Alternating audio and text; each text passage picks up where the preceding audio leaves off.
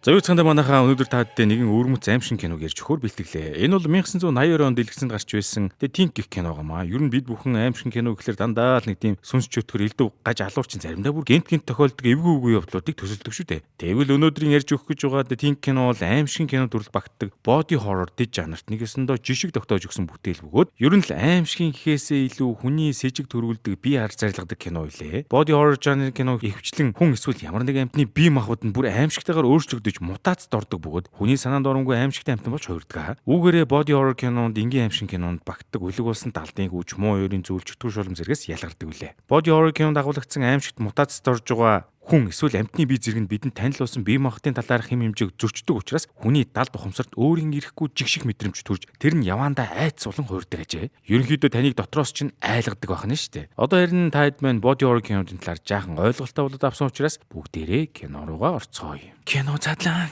Кино задлаа. Кино задлаа.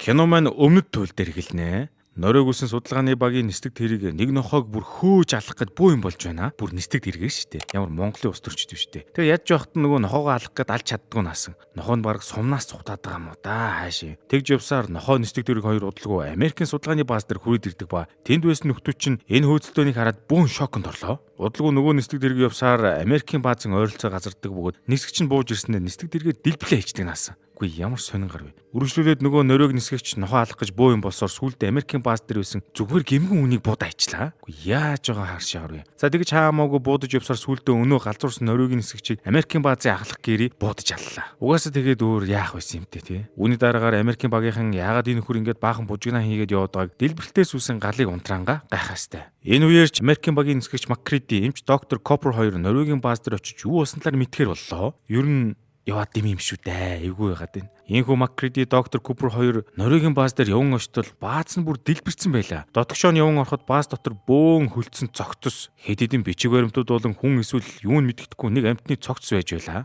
Ингээд Маккриди нөгөө олсон юмнуудаа аваачаад иргэн бааз дээр авчирлаа. Тийхүү баазын микробиологч Блэрт нөгөө бие дээрх задлан шилгээхэд ямар ч тач нөгөө биет нь хүн байлаа. Гэвч энэ хүний бие эрхтнүүдийн байран солигдож нэг тийм мутацд орсон байлаа. Аимшигтай. Ингээд бааз дээр оройч болов. Америкийн багийн хүмүүс орой болоход чөлөө цагаараа янз янзын тоглоом тоглоостой. Өдөр нь нөгөө Норвег нөхрийн хөөгдөөсөн нохойг Америкийн багийн Кларк гэд нөхөр олсон бөгөөд өөрсдийнхөө нохоонуудын торонд аваачаад тавьчлаа. Тэгтэл нөгөө нохоонууд чинь Норвег нөхрийн хөөжүүлсэн тэр нохоог харангуйтаа бөөнөр хуцлаа тэгэллээ.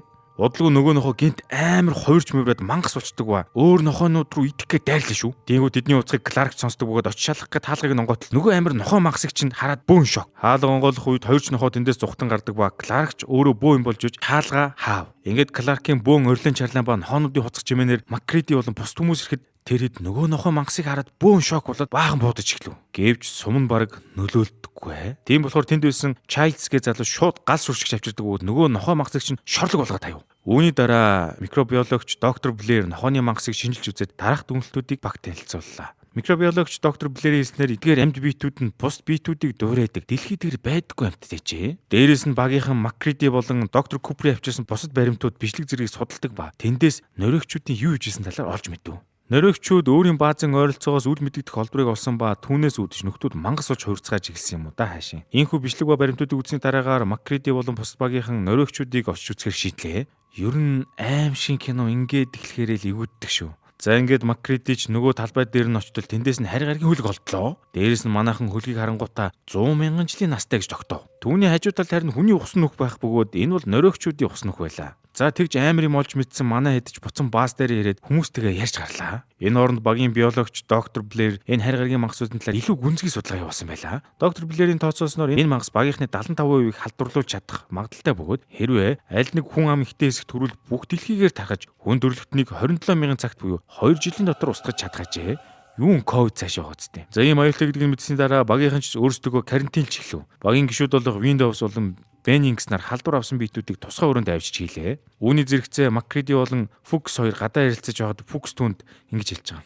харь гаригийн биет хүнд халдварлахдаа заавал дангаараа байдаг талаар дуулгав. Тэндээс доктор Блэр харь гаригныг шатааж алсан ч цогц дээрээс нь харь гаригийн биетүүд идэвхтэй байгаа талаар оллоо. Өөрөөр хэлбэл тэр харь гаригныг баг алах боломжгүй юм уу да хайшаа. За энэ хооронд нөгөө Windows чинь Benix-ийг шалгах гэж очтол цаадах чинь аль хэдийн халдвар аваад хувираад эхэлсэн байл яг уу. Тийм болохоор Windows gas бусдыгаа дуутахад MacReady ирээд Benix-ийг шатааж галын бурхан дахиад ээчв. Ингэж ээлж салдвар авсан хүнийг устгаад байж байтал MacReady доктор Блэрийг хамаг нисдэг тэрэгний удирдлага бас харилцаа холбооны төхөөрөмжийг эвдээд явж байгааг оллоо. Дээрээс нь доктор Блэрч бүх нохоонуудыг очиад алаад ээчв. Ийхүү багийнхан ч доктор Блэрийг зогсоох гэж бөө юм болдог ба бүр хойно суман дууссан үед ч арай ч үгэж барьж авва.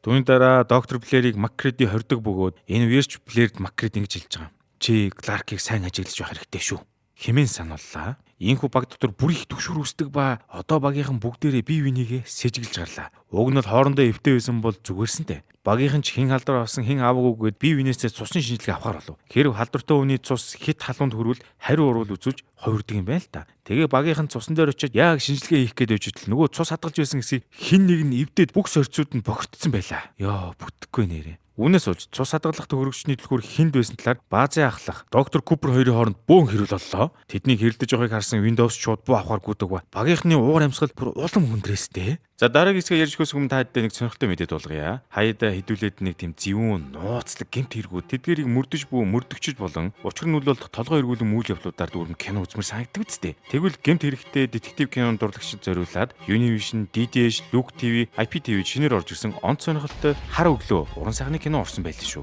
Та хэд мэн хар өглөө киногаа Univision, DDH, Look TV-гийн шинээр нэмэгдсэн кино хэсгээс хүлээн авч үзээрэй. Тэгэд ер нь аллах мөрдлөг өдөртэй кино үзсэн хүмүүс чинь ухаантай болдог гэж байгаа штэ. Одоо харин кинондаа буцан орцгоё. Дээрээс нь багийнхан ч ахлах кредит итгэх итгэл нь доосов. Тийм болохоор MacReady удирдлагыг гартаа авч эмч Cooper ахлах Gary ба Clark нарыг бусдаас тусгаарлаж багийн гишүүд Norris болон Childs хоёр тэдэнд морфин тарин 50 байх гэд үзэж гарваа. Мөн MacReady дууны бичлэг үлдээдэг ба нэг ёсонтой хүүж магадгүйд захиа үлдээгээд байгаа юм да хайшин.